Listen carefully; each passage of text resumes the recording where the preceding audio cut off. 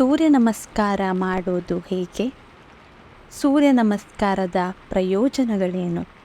ಸೂರ್ಯ ನಮಸ್ಕಾರ ಎನ್ನುವುದು ಸೂರ್ಯದೇವನನ್ನು ನಮಿಸುತ್ತಾ ದೇಹ ಹಾಗೂ ಮನಸ್ಸನ್ನು ನಿಯಂತ್ರಿಸುವ ಒಂದು ಅದ್ಭುತ ಕಾರ್ಯವಿಧಾನ.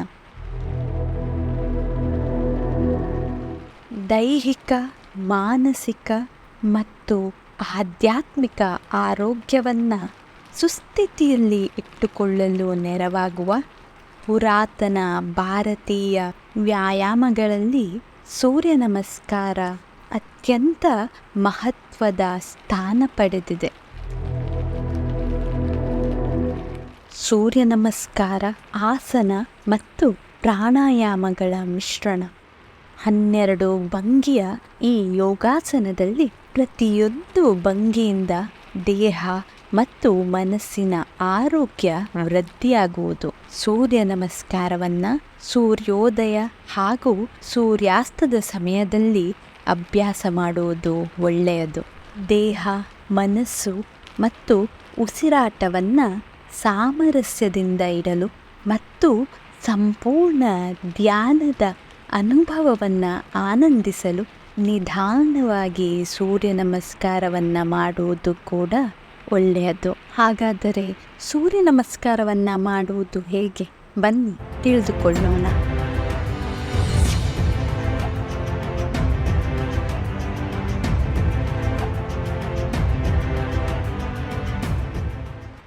ಮೊದಲನೇದಾಗಿ ಪ್ರಣಾಮಾಸನ. ಚಾಪೆಯ ತುದಿಯಲ್ಲಿ ನಿಂತುಕೊಂಡು ನಿಮ್ಮ ಪಾದಗಳನ್ನು ಜೋಡಿಸಿ ತೂಕವನ್ನು ಸಮನಾಗಿ 2 ಕಾಲುಗಳ ಮೇಲೆ ಹಾಕಿ.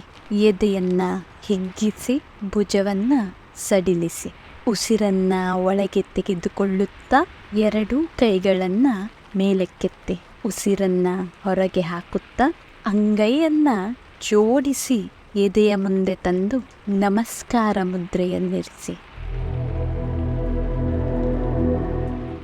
ಎರಡನೆಯ ಆಸನ ಹಸ್ತ ಉತ್ಥಾನಾಸನ.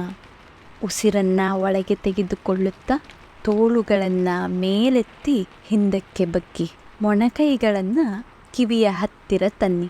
ಈ ಭಂಗಿಯಲ್ಲಿ ಪೂರ್ಣ ಶರೀರವನ್ನು ಹಿಮ್ಮಡಿಯಿಂದ ಬೆರಳಿನ ತುದಿಯವರೆಗೂ ಸಾಧ್ಯವಾದಷ್ಟು ಹಿಗ್ಗಿಸಲು ಪ್ರಯತ್ನಿಸಿ. ಹಿಂದಕ್ಕೆ ಬಗ್ಗುವುದಕ್ಕಿಂತ ಜಠರವನ್ನು ಸ್ವಲ್ಪ ಮುಂದಕ್ಕೆ ತಳ್ಳಿ ಬೆರಳುಗಳನ್ನು ಇನ್ನಷ್ಟು ಚಾಚಿ. ಮೂರನೆಯ ಆಸನ ಹಸ್ತಪಾದಾಸನ. ಬೆನ್ನು ಮೂಳೆಯನ್ನು ನೇರವಾಗಿಟ್ಟುಕೊಂಡು ಉಸಿರನ್ನು ಹೊರಗೆ ಬಿಡುತ್ತಾ ಸೊಂಟದಿಂದ ಮುಂದಕ್ಕೆ ಬಗ್ಗಿ ಪೂರ್ಣವಾಗಿ ಉಸಿರನ್ನು ಹೊರಗೆ ಹಾಕಿದ ನಂತರ ಕೈಗಳನ್ನು ಪಾದದ ಪಕ್ಕಕ್ಕೆ ನೆಲದ ಮೇಲಿರಿಸಿ. ಅಗತ್ಯವಿದ್ದಲ್ಲಿ ನಿಮ್ಮ ಮಂಡಿಯನ್ನು ಬಗ್ಗಿಸಿ ಅಂಗೈಗಳನ್ನು ನೆಲದ ಮೇಲಿಡಿ. ಈಗ ಮಂಡಿಯನ್ನು ನೇರವಾಗಿಸಲು ಮಿತವಾದ ಪ್ರಯತ್ನವನ್ನು ಮಾಡಿ. 4ನೆಯ ಆಸನ ಅಶ್ವ ಸಂಚಲನಾಸನ. ಉಸಿರನ್ನು ಒಳಗೆ ತೆಗೆದುಕೊಳ್ಳುತ್ತಾ ನಿಮ್ಮ ಬಲಗಾಲನ್ನು ಸಾಧ್ಯವಾದಷ್ಟು ಹಿಂದಕ್ಕೆ ತಳ್ಳಿ ಬಲ ಮಂಡಿಯನ್ನು ನೆಲಕ್ಕೆ ತಾಗಿಸಿ ಮೇಲೆ ನೋಡಿ.